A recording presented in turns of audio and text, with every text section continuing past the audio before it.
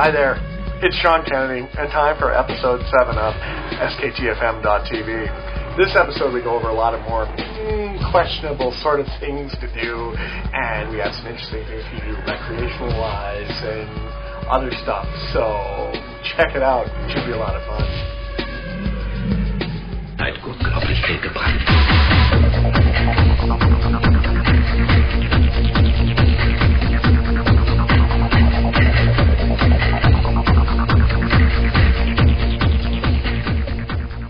Time for Phreaking with Sean. What we have here is we have a TELUS payphone.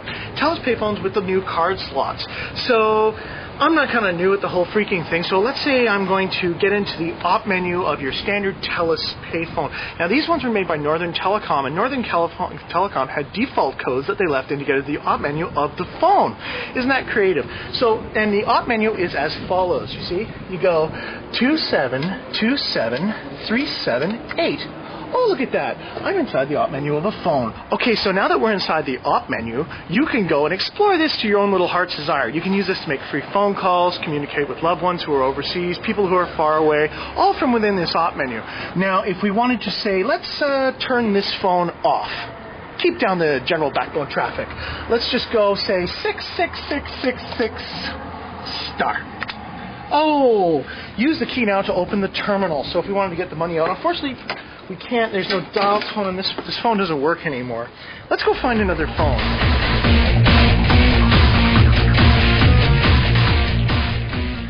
So here I am outside of Future Shock. What we're going to do is we're going to go inside. We're going to be looking at personal data assistance, because you got to know that there's so many to choose from now. We got to have some kind of a segue as to what the hell am I going to use. I want to get one because they're cool. How much you going to spend? What are you looking at? What are you really going to use?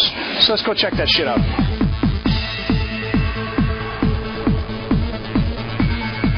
All right, so let's get to the start of the program, the P.D.As. Okay, now you got a lot to choose from. Okay, there's basically two standards of P.D.A, correct me if I'm wrong. You got your Palm CE devices, and you got your Palm operating systems. Okay, the Palm OS. Now, the nice thing about the Palm OS is it's very, very easy to sync, but it's grayscale unless you get to the color Palm. You don't have a lot of the bells and whistles and shit like that. Batteries last forever. Batteries last forever, and it moves on. Now, a lot of them have rechargeable batteries now, which I'm not too sure if I like. Starting with the BlackBerry. Now, these personally, what do you think of these? Pretty good. You think so? Awesome. I couldn't disagree with you more. I think they're the biggest piece of shit I've ever seen. Man. I hate these things. You know, and these things first came out, I'm not trying to dish you. The reason why these things, I wasn't into these is when they first came out, I'm like a little tiny keyboard, I thought for sure these things would fucking die. Yeah. I thought for sure they'd die, but they didn't. Okay. So going along, you got things like the Casio EM550, very nice. Retails at Future Shop here for about $431. The handspring visors, the visors are really good. They were made in competition. The guys who originally made Palm, back when Palm was Palm, okay, they went out and Scroll Shop and created the visor. You can check the history on that.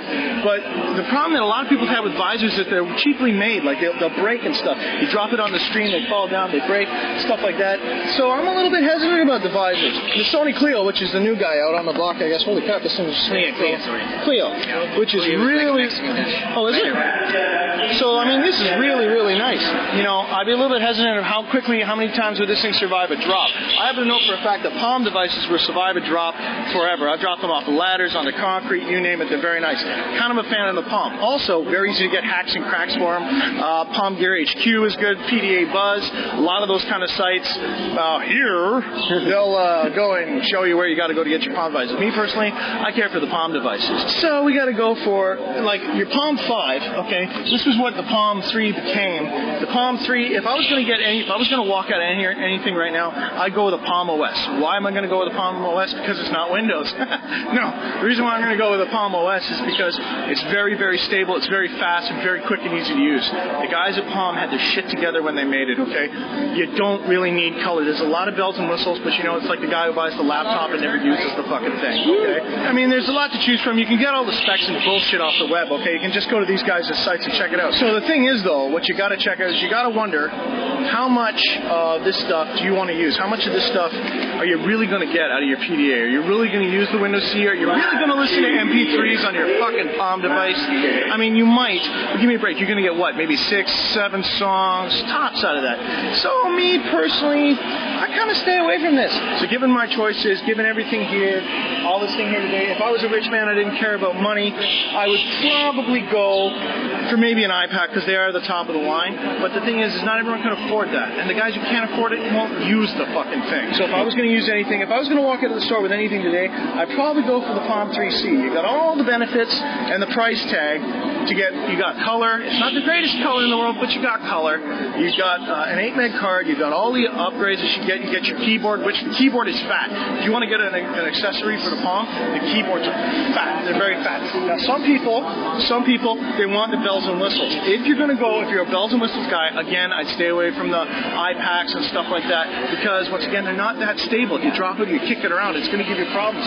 In that case, you might want to go for a visor. If you're into the Gazmos, get the fucking clip-ons in the back, and you can have all the stuff that you slap in to the little slot here on the back. You can get cameras, you can get wireless connectivity, you can turn it into a cell phone. There's a lot of stuff. There's a company called Kyocera. They make a Palm phone link-up, which I had a chance to hold one once. I had a chance to play around with. That was very, very fat. If I had a chance to mess around with something, that would be what I would definitely buy. Because, I mean, it had voice dialing, it had all your calendars, all your events, send and receive email, shit, you can hook up your IRC right there, you're good to go. So the only thing that I think is really worth a damn, go back to the Palm, man. Go back to the Palm, go back to the Palm color. That's what I told APOC he should pick up when he was out here, and I still stick by that, man. Palm OS is the way to go. Besides, Bill Gates has got enough fucking money.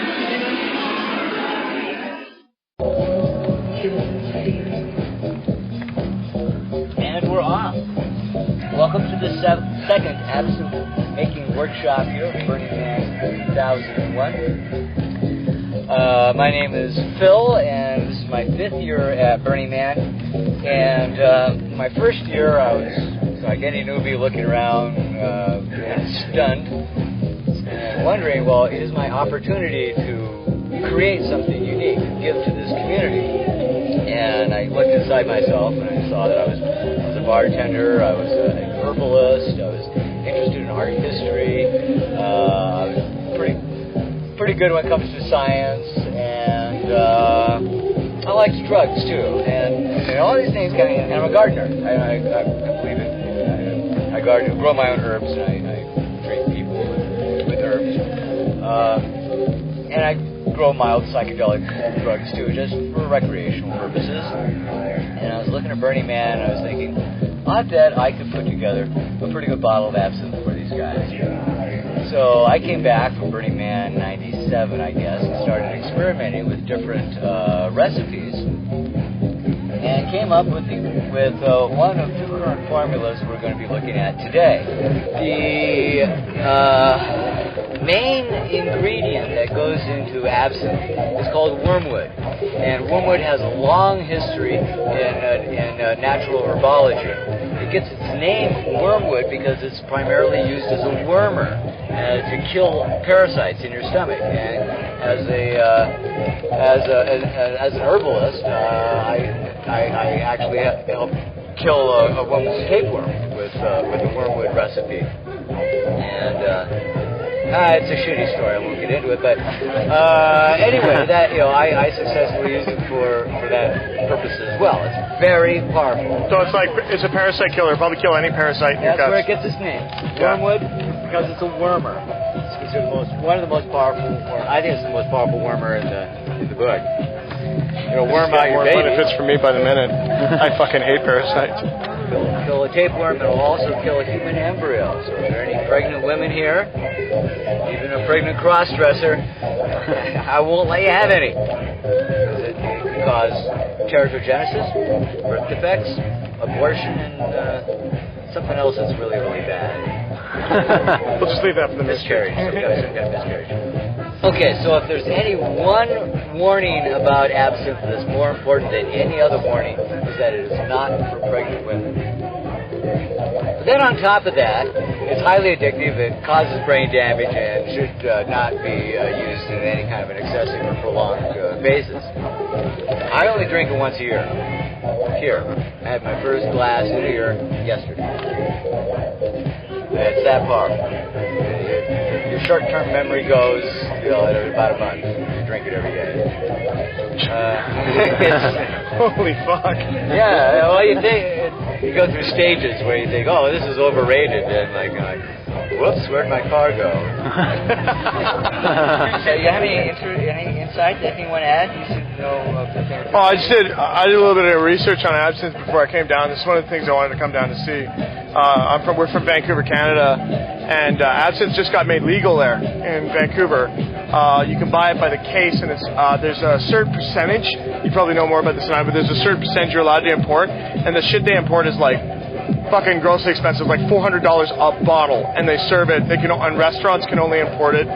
Consumers cannot import it. And there's like the Green Fairy website. It has a whole series of reviews on absinthe and stuff like that. But like you said, there's like so many imitation or shit absinthe out there that is like big bucks. So you spend $150 and you get a bottle of shit in the mail, and you're like, wow, I'm so fucked. And it's like sampling music. You can't sample it. You just got to buy it, and then you wind up with this, this bottle. So. Okay, now how to make your own absinthe, seeing how expensive it is, how difficult it is, and how even potentially dangerous it is to you to buy absinthe, the wrong kind of absinthe. It's still being made with copper sulfate and antimonide trichloride and artificial ingredients they won't even list. They just call them contains F, D, and C yellow number 5. Probably copper sulfate. But, they don't want to put that on a label. They're French. They don't have to tell you.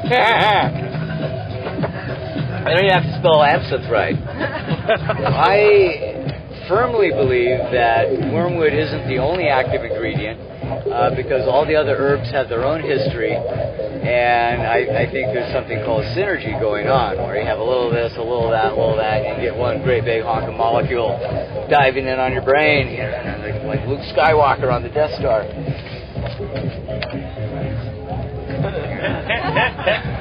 You have to edit that out later, all right? No problem. Didn't go over very well.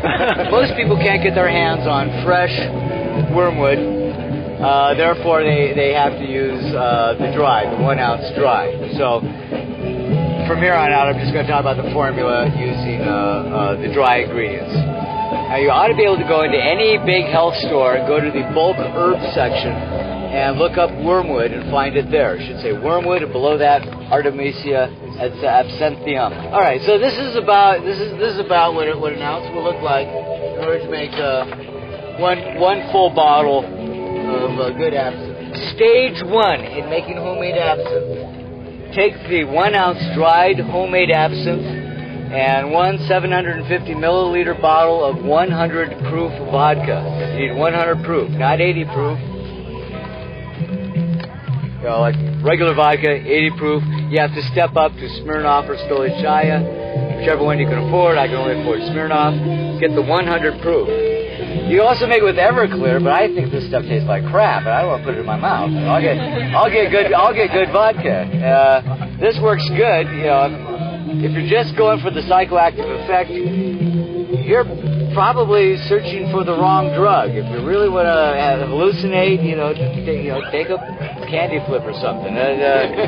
Absinthe, you don't have full-on hallucinations unless you drink way too much. So much you're just lost at sea, stumbling drunk, talking to the green captain about how far we are from shore. So take your 1 ounce dried wormwood, drop it into a glass container with a lid, with your 1 bottle of 100 proof vodka, the best you can get, or 80 proof, or 151 rum, or gin, or if you got connections,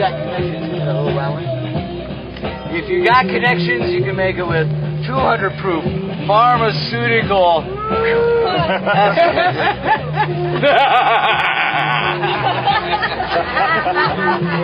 That's what's in this. This is enough to get 2 people fucked up royally. Okay, this is kind of all mixed up here. We have a bit of a cocktail going. But you put your wormwood in the 100 proof vodka and seal it up. Have it be as close to the top as you can, because alcohol will evaporate into the air and the mixture will absorb the water from the air. So it'll be the thing you want to have happening. That's why you want to have as full a container as you can get. You need glass, like wood or plastic or anything like that. You'll get some leaching of flavor from the container. So you soak it in there for 10 days. Actually, you only need 4 days. When most herbal tinctures, any witches here making herbal tinctures, almost every herbal tincture is never in there more than 4 days because you start releasing tannic acid or tannin, and that's really bitter and brackish, and that's where you get that really dry, barky flavor. If you notice that, it's in coffee. You brew your coffee too long, and then you get that's tannin, and it's contained in almost every plant, and it doesn't leach out as quickly as Thanagol, but it'll leach out and spoil it. So 4 days is fine, no more than 10 if you're nuts. I won't get any stronger than 10. You can check the color every day. I get kind of a greenish brown color. I know some people that make their own similar to mine, and they add food coloring from the cake section at the grocery store to make it greener. That's fine. That won't kill you. It's not poisonous in any way. I'm just a purist. I think that ain't right. I think just the colors that the plants themselves create. Yeah. Okay, 4 days ought to be enough.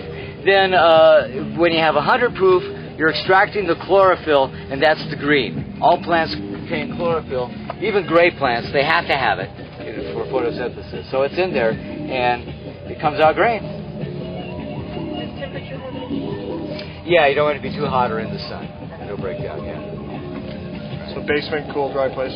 Closet's good. Okay, after 4 to 10 days, then you open it up. Take a good whiff. Oh, that's good absinthe. Then you take all of the wormwood out, strain it out. A nice big funnel with a coffee filter I find works best. I pour it all out, then I squeeze it and I press it, and I try and get every little dribble out of it. Better watch out, this is pretty dear. And then take all that wormwood mash stuff and get it out of the house. It's stinky poo. It's just awful, reeky stuff. I dump it in the alley and it just stinks up the whole neighborhood. It's seriously stinky stuff. So anyway, you take it out there, strain it out, get rid of it. Don't compost it. Don't compost it because it contains an ingredient that inhibits the growth of other plants.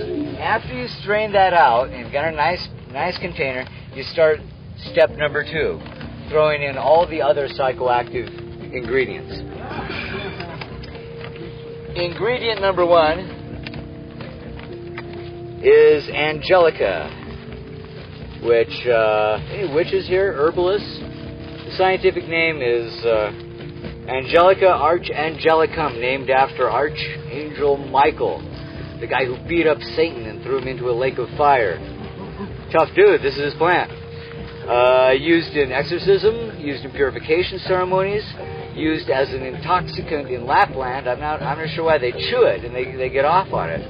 And I haven't tried that, but it's also used in a PMS formula. So this mellows you out somehow. This somehow, if you can tackle me PMS, if you can beat up Satan and throw him in a lake, if you can calm down a woman with PMS, this is good shit. Throw a heaping tablespoon of that in there. And after the Angelica, you throw in a heaping teaspoon of hyssop. Hyssop. Hyssop. Ancient herb. An ancient herb. Back in the Middle Ages, when people had a lot of BO and very little soap, they'd spread this on the floor around the room to try and keep down the stink. In recent years, it was a fad among elderly English women going to church who, I don't know if you've ever been to an English church, you nod off constantly. It's brutal. They put fresh hyssop in their Bibles, and every time they'd nod off, the smell of the hyssop would revive them again. One of the most interesting other ingredients is this. This is fennel seed. Fennel seed. The plant, Funiculum vulgaris, grows all over the place in Southern California. And it's very easy to harvest your own if you harvest it in an ecologically non-invasive manner, not near the road where it's all covered with smog and it's going to kill you. Go inland, a nice fresh place. Don't tear up the land. Wait till the whole plant itself dies and the seeds are dry. And then you just go up there and harvest bags and bags and bags of the seeds. That's what I do. Or if you're afraid of going out into the wild, you again just go to the health food store and buy a jar of it. Go to the supermarket. Health Foods R Us, and buy yourself a big bag. Now, both anise and fennel contains mildly psychoactive ingredients called hallucinogens, which may explain their popularity among kids who, can't buy beer. Next best thing. And I think this is probably the main thing that has a synergistic effect with the thanajol and wormwood. And when I make it using fresh ingredients, I use 7 ounces fresh to 5 ounces fennel seed. Otherwise, it has more like a heaping teaspoon in the kits. Also, after fennel, then this stuff goes in there. You can probably recognize it. Coriander seed, same, also known as cilantro. Cilantro, coriander, same thing. Take the seed, or if you grow the plant, upper bodies of the plant, seed's good. I just grab this stuff and toss it in. A nice 5-finger chopstick grab is good. Boom. The exact ingredients on the second stuff are not as important as the exact ingredients of the wormwood and the alcohol, and the nature of the alcohol you use. Caraway. Also in the Arabian Nights, they call caraway an aphrodisiac. So, that's going in. It's the basis of the German liqueur, Kummel. Finally, how much caraway? A nipple pinchful. A nipple pinch. Burning Man measurements. Finally, and I think mainly for flavor, you add cardamom. Cardamom is used in a lot of cake recipes. You can find it in the cake and baking parts of the store as powder, or you can buy it decorticated or in seed form in the health food store. Doesn't matter. Where were we? Oh yeah, nipple pinch. Nipple pinch of the cardamom. Okay, so all that's gone in there. The angelica, the hyssop, the coriander, the aniseeds, the caraway, and the cardamom goes in there. There's my prop. Goes all in there. I put all that in there during yesterday's workshop, and then you wait 4 days.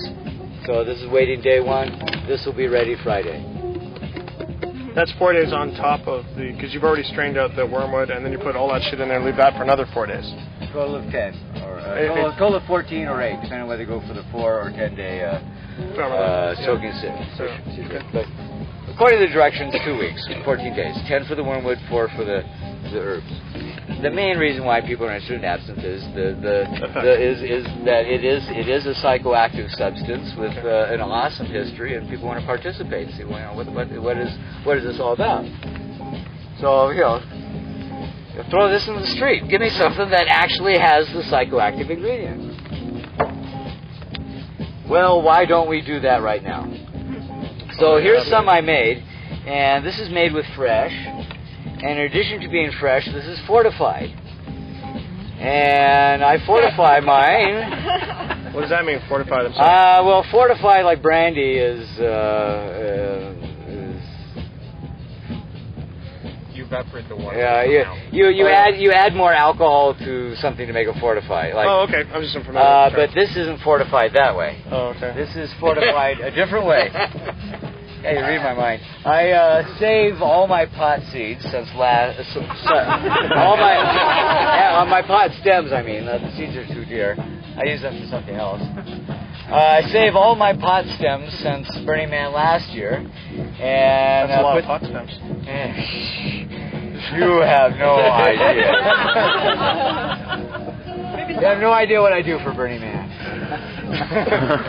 So I save all that, I throw that in there too, and that's probably no more than a quarter ounce. But how long does that stay in the pot? I put that in with the wormwood. Take it out with the wormwood. 10 days. Oh, okay. Probably 10 days. It's got thicker stems than some of the other stuff. So have you ever had absinthe? Never. Really? Never had the real stuff. 100 proof, fresh, fortified, Burning Man brand absinthe. Okay, pour the absinthe over the sugar cube.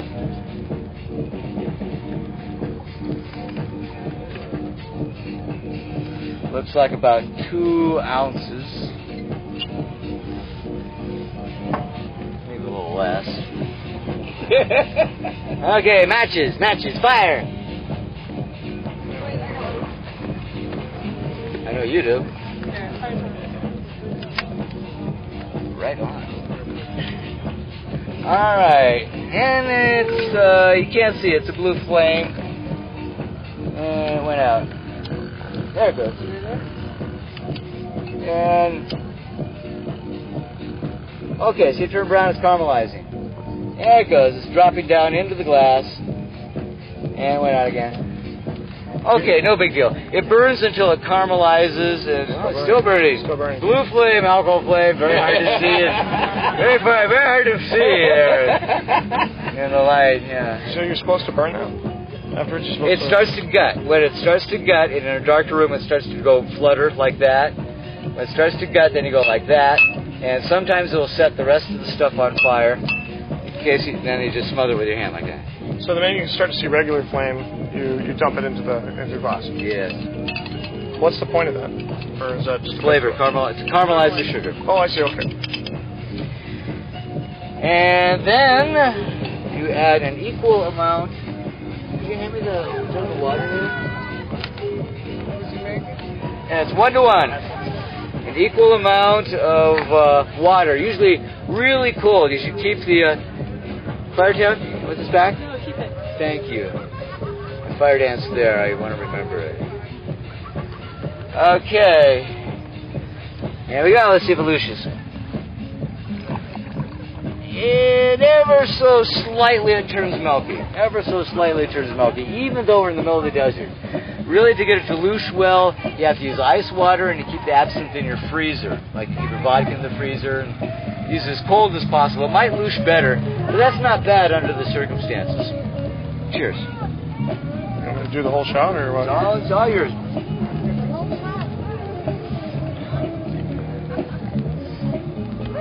That's not bad. Came all the way for this workshop, don't you think? From Frank. Give him a taste. Yeah, that's not bad. It's not nearly as that other stuff. Everyone who's passing that around, the other stuff there tastes like bad licorice, like just like acid licorice. That's not nearly as brackish at all. It tastes.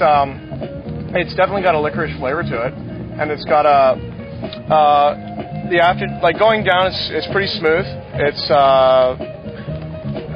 but your aftertaste is kind of a nice pleasant warmth, similar to a Scotch, maybe a cheaper Scotch. It's the afterburn you got going down, then you're okay with it. And yeah, you definitely want to chase it with like a water or maybe even a fruit juice or something like that. I don't know. Water's traditional. Many places they just give you the shot and a big honking glass of water.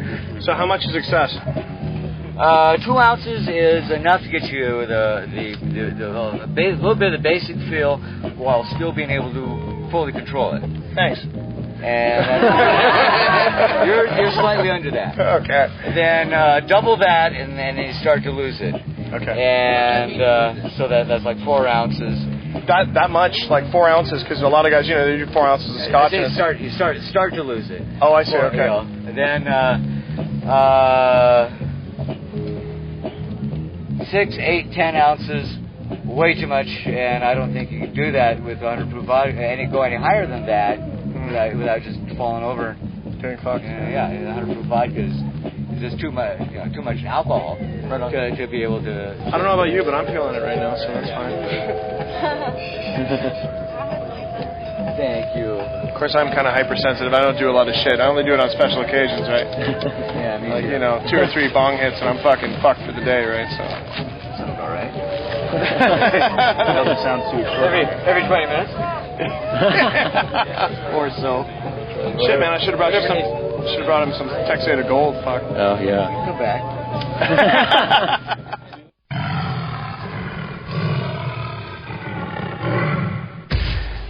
Suddenly, I feel like I'm an anime creature. I don't really know why. Well, that's it for this episode of SKTFM.TV. If you wanted to have some fun with absinthe, you could watch this portion of the program and go, wow, Sean's face just keeps coming back and forth and back and forth. Or then you can turn off all phones in your neighborhood and, go buy yourself a P.D.A. But until next time, make sure you download all the rest of the episodes of SKTFM.TV because there's lots more where this came from and there's more to come. So take care, guys. We'll talk to you then.